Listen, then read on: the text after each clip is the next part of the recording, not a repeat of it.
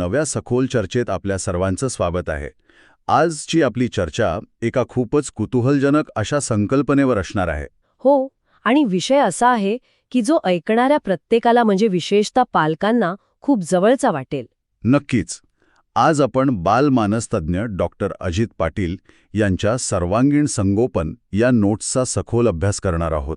ज्याचं उपशीर्षक आहे लहान बालकांच्या भावनिक विकासाची पायाभरणी. खरं तर हे नोट्स म्हणजे खजिना आहे. अगदीच.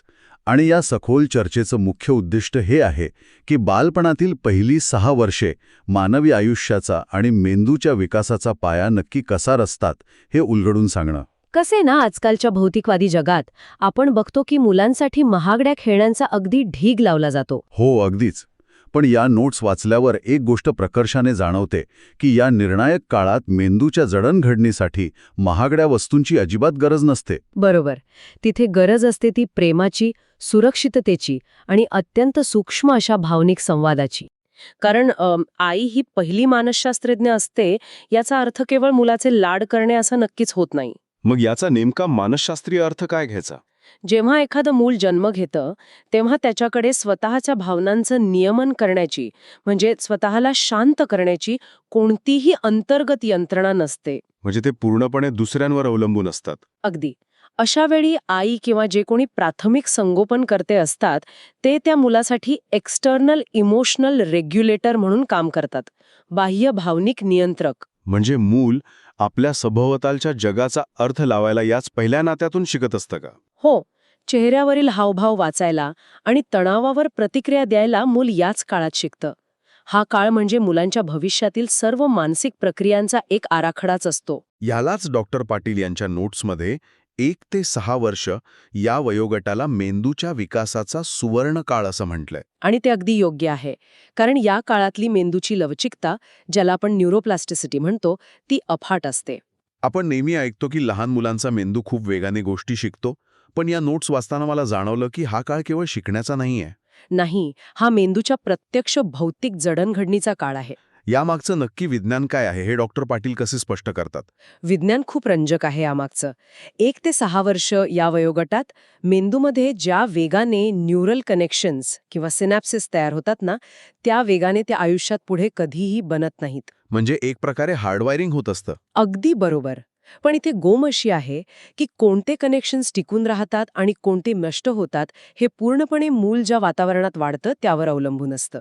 म्हणजे जर वातावरण तणावपूर्ण असेल तर मिलाच्या मेंदूमधील कॉर्टिसॉल या तणावाच्या संप्रेरकाची पातळी सतत वाढलेली राहते. आणि या सततच्या तणावाचा मेंदूवर काय परिणाम होतो? खूप वाईट परिणाम होतो. भीती आणि धोक्याची जाणीव करून देणारे न्यूरल कनेक्शन्स अधिक बळकट होतात. आणि दुसरीकडे सहानुभूती किंवा भावनिक नियंत्रणासाठी जे आवश्यक कनेक्शन्स असतात ते नष्ट होऊ लागतात. बापरे, म्हणजे हे कायमस्वरूपी नुकसान असू शकतं. होय. याउलट जर सुरक्षित आणि प्रेमळ वातावरण मिळालं तर मेंदूचा जो प्रीफ्रंटल कॉर्टेक्स भाग आहे त्याची वाढ खूप सकारात्मक पद्धतीने होते. प्रीफ्रंटल कॉर्टेक्स म्हणजे जो भाग तर्क आणि भावनांच्या नियंत्रणासाठी जबाबदार असतो तोच ना? हो, तोच. त्यामुळे आपण मुलांना जे वातावरण देतो ते केवळ त्यांच्या सवयी घडवत नाही, तर त्यांच्या मेंदूची रचनाच भौतिक पातळीवर बदलत असतं. हे खरंच थक्क करणार आहे. आणि या नोट्समध्ये भावनिक विकासाची जी व्याख्या दिली आहे ती या प्रक्रियेशी अगदी सुसंगत वाटते. खरं तिथे फक्त आनंदी राहण्याला भावनिक विकास म्हटलेलं नाहीये. बरोबर. त्यात 4 गोष्टी आहेत: भावना ओळखणे, त्या व्यक्त करणे, नियंत्रित करणे आणि इतरांबद्दल सहानुभूती बाळगणे. आणि या 4ही क्रिया काही एकाच वेळी विकसित होत नाहीत. हे एक टप्प्याटप्प्याने होणारं प्रोग्रेशन आहे. म्हणजे मूल आधी स्वतःच्या भावना ओळखायला शिकतं आणि मग इतरांच्या भावनांचा अंदाज घेऊ लागतं. अगदी बरोबर.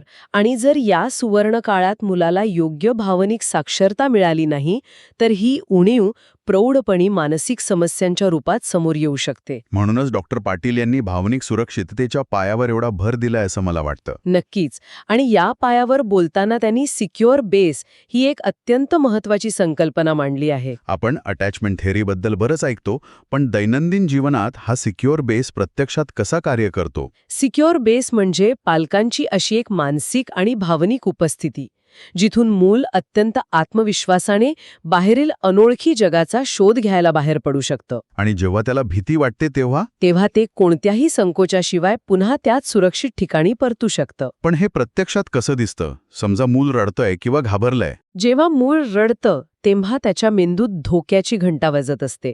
अशा वेळी रडू नको किंवा ह्यात घाबरण्यासारखं काय आहे असं सांगून आपण ती घंटा बंद करू शकत नाही. म्हणजे आपण फक्त त्यांना त्यांच्या भावना दाबून ठेवायला शिकवतो एक प्रकारे. अगदी.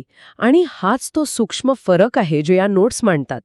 मुलाच्या भावना नाकारण्याऐवजी तुला वाईट वाटतंय ना, मी आहे तुझ्यासोबत, असा आश्वासक प्रतिसाद देणं गरजेचं आहे. जेव्हा एखादा पालक असं म्हणतो तेव्हा मुलाच्या मज्जासंस्थेला म्हणजे नर्वस सिस्टमला डाऊन रेग्युलेट करण्याचं काम करत असतात, बरोबर? हो, तंतोतंत.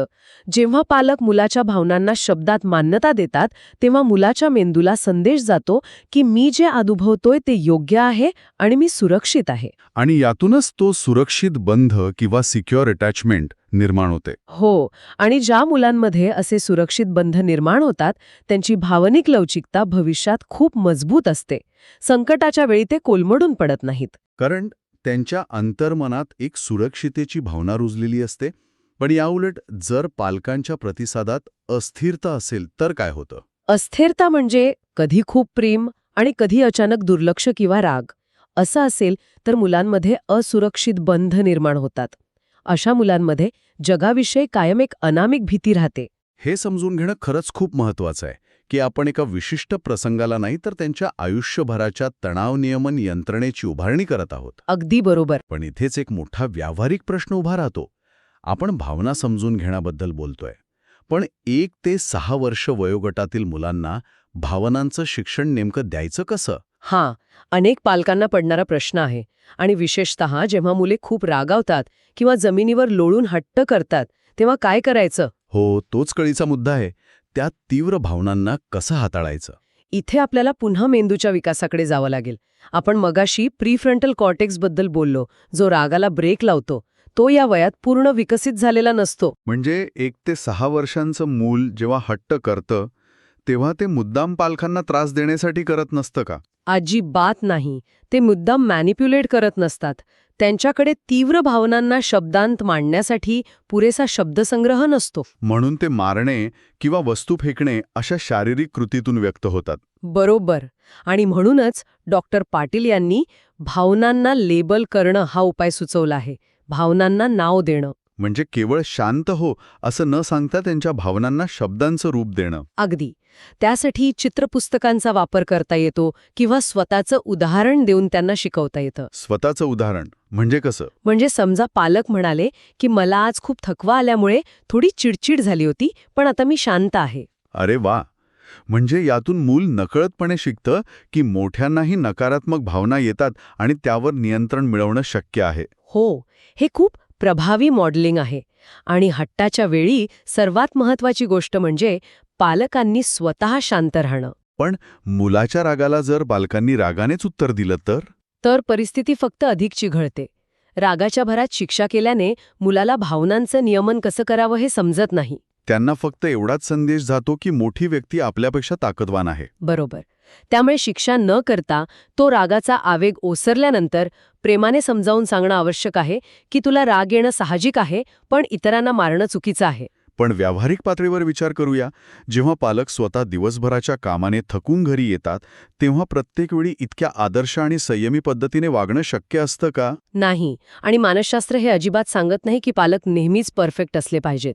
पालकांकडूनही चुका होतात, त्यांचाही संयम सुटतो. मग अशा वेळी काय करायचं? कारण इथे परफेक्शनची अपेक्षा ठेवणं खूप अवास्तव वाटतं. तिथेच रप्चर अँड रिपेअर ही संकल्पना कामी येते. म्हणजे नाते तुटणे आणि ते पुन्हा जोडणे. म्हणजे जर कधी रागाच्या भरात पालकांनी मुलाला ओरडलं तर नंतर शांत झाल्यावर मुलाची माफी मागणं आणि माझं चुकलं हे कबूल करणं हे खूप मोठं सकारात्मक उदाहरण ठरतं. यातून ते हे शिकतात की नात्यांमध्ये दुरावा येऊ शकतो, पण संवादाने तो पुन्हा भरूनही काढता येतो. अगदी बरोबर. रप्चर अँड रिपेअर खरोखरच आश्वासक आहे. या सगळ्या भावनिक प्रक्रियांमध्ये डॉक्टर पाटील यांच्या नोट्स ज्या एका गोष्टीवर खूप भर देतात तो म्हणजे खेळ. हो, कारण खेळ ही मुलांची अभिव्यक्तीची भाषा आहे. त्यांनी विशेषतः प्रिटेंड प्ले किंवा काल्पनिक खेळांबद्दल सांगितलंय. त्यातून मुले अंतर्मनातील गोष्टींचं कसं विश्लेषण करतात हा भाग खूप विचार करायला लावणारा आहे. बघा, प्रौढ व्यक्ती जसं समुपदेशकाकडे जाऊन किंवा मित्रांशी बोलून स्वतःच्या तणावाचं विश्लेषण करतात, तसंच लहान मुलं खेळाच्या माध्यमातून करतात. म्हणजे जेव्हा एखादा मूल डॉक्टर पेशंटचा खेळ खेळत असतो आणि बाहुलीला इंजेक्शन देताना सांगतं की घाबरू नकोस, थोडंच दुखेल, तेव्हा ते मूल प्रत्यक्षात स्वतःच्या दवाखान्यातील भीतीवर नियंत्रण मिळवण्याचा प्रयत्न करत असतं. म्हणजे अशा काल्पनिक खेळांमधून मुलं त्यांच्या आयुष्यातील भीतीचं किंवा गुंतागुंतीच्या प्रसंगांचं सबकॉन्शियस पातळीवर प्रोसेसिंग करत असतात. अगदी. म्हणूनच मुलांच्या या खेळांमध्ये व्यत्यय न आणता त्यात सहभागी होणं खूप गरजेचं आहे. तो खेळ लॉजिकल बनवण्याचा प्रयत्न करू नये. आणि यातून जो क्वालिटी टाईम निर्माण होतो तो खूप शक्तिशाली असतो. पण या नोट्समध्ये एका आधुनिक समस्येवरही बोट ठेवलंय. स्क्रीन टाईम, बरोबर ना? हो, वाढता स्क्रीन टाईम. डॉक्टर पाटील म्हणतात की 6 वर्षांखालील मुलांसाठी स्क्रीनचा वेळ अत्यंत मर्यादित असणं गरजेचं आहे. त्याचं मुख्य कारण हे आहे की स्क्रीन कधीही मुलांच्या सूक्ष्म हावभावांना प्रतिसाद देऊ शकत नाही. तो एकतर्फी संवाद असतो. आणि मानवी मेंदू हा दुहेरी संवादातून विकसित होण्यासाठी डिझाईन केलेला आहे. अगदी बरोबर. जेव्हा आई वडील मुलाशी प्रत्यक्ष बोलतात तेव्हा मूळ केवळ शब्द ऐकत नसतं, ते चेहऱ्यावरील सूक्ष्म भाव आणि डोळ्यांतील संकेत वाचत असतं. आणि यातूनच संवाद नावाचा भावनिक विकासाचा स्तंभ मजबूत होतो, जो टीव्ही किंवा मोबाईल कधीच देऊ शकत नाहीत. म्हणूनच दिवसातील किमान 15 ते 20 मिनिटे कोणतेही गॅजेट्स बाजूला ठेवून दिलेला वेळ खूप मौल्यवान असतो. यातून मुलाला संदेश जातो की माझं अस्तित्व महत्वाचं आहे आणि माझं ऐकलं जात आहे. हो, आणि हाच तर खऱ्या संवादाचा पाया आहे. हे सगळं ऐकताना प्रेमाचं महत्त्वाचं समजतं, पण इथे अनेकदा एक संभ्रम निर्माण होतो. कोणता संभ्रम? जर आपण सतत मुलांच्या भावनांना प्राधान्य दिलं, त्यांना पूर्ण स्वातंत्र्य दिलं, तर मग शिस्त कुठे येते? शिस्त आणि प्रेम एकत्र कसं चालू शकतं? हा विरोधाभास वाटू शकतो, पण प्रत्यक्षात शिस्त आणि नियम हे भावनिक सुरक्षितेचा विरोधात नाहीत. ते त्याचाच एक भाग आहेत. म्हणजे नियम आणि सीमा या मुलांसाठी सुरक्षितेचं काम करतात. होय, जेव्हा मुले नियम मोडतात तेव्हा ते खऱ्या अर्थाने तपासत असतात की हे नियम मला सुरक्षित ठेवण्यासाठी पुरेसे भक्कम आहेत का? अशावेळी पालकांनी काय करायला हवं? अत्यंत ठाम पण प्रेमळपणे त्या मर्यादा स्पष्ट करणं आवश्यक असतं. आणि इथे परवलीचा शब्द येतो, सातत्य, म्हणजेच कन्सिस्टन्सी. म्हणजे जर एखादी गोष्ट आज चुकीची आहे तर ती उद्याही चुकीचीच असली पाहिजे. अगदी बरोबर. पालकांच्या मूडनुसार ती बदलता कामा नये. भीतीवर आधारित शिस्त फक्त तात्पुरती आज्ञाधारकता आणते, पण आत्मविश्वास खचतो. शिस्त ही दिशा दाखवणारी असावी, भीती निर्माण करणारी नसावी. एकदम बरोबर बोललात. या संपूर्ण चर्चेमध्ये मला एक धागा सातत्याने जाणवतोय, तो म्हणजे पालकांची आणि विशेषतः आईची भावनिक स्थिरता. हो, आई आनंदी तर मूल सुरक्षित, यावर डॉक्टर पाटील यांनी खूप जोर दिलाय. आपण नेहमी पाहतो की संगोपन करताना माता स्वतःच्या गरजांकडे पूर्णपणे दुर्लक्ष करतात. आणि हे खूप वास्तववादी निरीक्षण आहे. विमानात जशी सूचना असते ना की आपत्कालीन स्थितीत आधी स्वतःचा ऑक्सिजन मास्क लावा आणि मग इतरांना मदत करा, तसंच काहीसं संगोपनाच्या बाबतीतही आहे.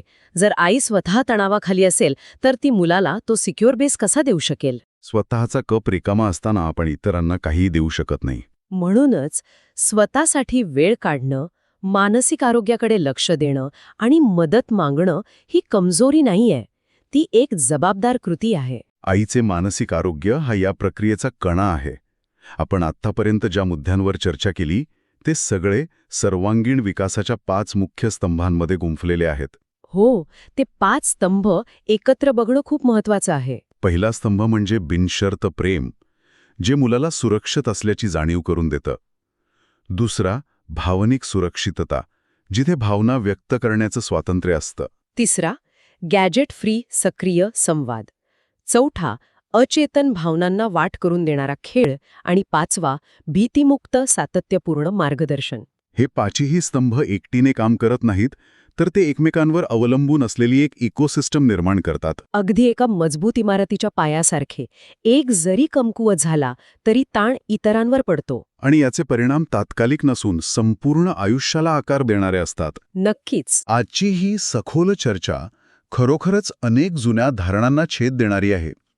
डॉक्टर पाटील यांच्या नोट्समधील एक वाक्य मला नेहमीच स्मरणात राहील. कोणतं वाक्य? सर्वांगीण संगोपन म्हणजे केवळ वाढवणं नाही, तर मन घडवणं आहे. वा, हे वाक्य खरोखरच पालकांची जबाबदारी किती सखोल आहे याची जाणीव करून देतं. आपण एका विचार करणाऱ्या मनाची जडणघडण करत आहोत. आणि याच सखोल विचारातून चर्चेच्या शेवटी एक वेगळा मुद्दा उपस्थित करावासा वाटतो सर्व ऐकणाऱ्यांसाठी. सांगा ना. भविष्यात जेव्हा AI आणि तंत्रज्ञान मानवी जीवनातील बहुतांश तार्किक कामे हाती घेतील, तेव्हा कोणतं कौशल्य आपल्याला मानवी म्हणून टिकून ठेवेल? मला वाटतं उच्च दर्जाची भावनिक बुद्धिमत्ता. अगदी. मग असा विचार करता येईल का की आज या पहिल्या 6 वर्षात आपण मुलांमध्ये जी सहानुभूती आणि भावनाचे नियमन रुजवत आहोत, ती केवळ त्यांच्या बालपणापुरती मर्यादित नाहीये. बरोबर, ती भविष्यातील या यांत्रिक जगात तग धरून राहण्यासाठीचं सर्वात मोठं सर्व्हायव्हल टूल ठरणार आहे. खूपच प्रगल्भ विचार आहे. तंत्रज्ञान कधीही सहानुभूतीची जागा घेऊ शकत नाही. आजचा हा भावनिक पाया भविष्यासाठी अमूल्य संपत्ती ठरेल. किंवा असंही म्हणता येईल की आज प्रौढत्वामध्ये आपण स्वतः ज्या भावनिक आवाहनांना तोंड देतो, त्यांची पाळेमुळे कुठेतरी आपल्या स्वतःच्या बालपणातील सुवर्णकाळात दडलेली असू शकतील. हा विचार नक्कीच ऐकणाऱ्यांना स्वतःच्या आत डोकावून पाहायला लावेल. होय, आशा आहे की ह्या सखोल चर्चेतून मिळालेला हा नवा दृष्टिकोन आपल्या दैनंदिन जीवनात अत्यंत उपयुक्त ठरेल. पुन्हा भेटूया द डीप डाईव्हच्या पुढील सखोल चर्चेत एका नव्या विषयासोबत.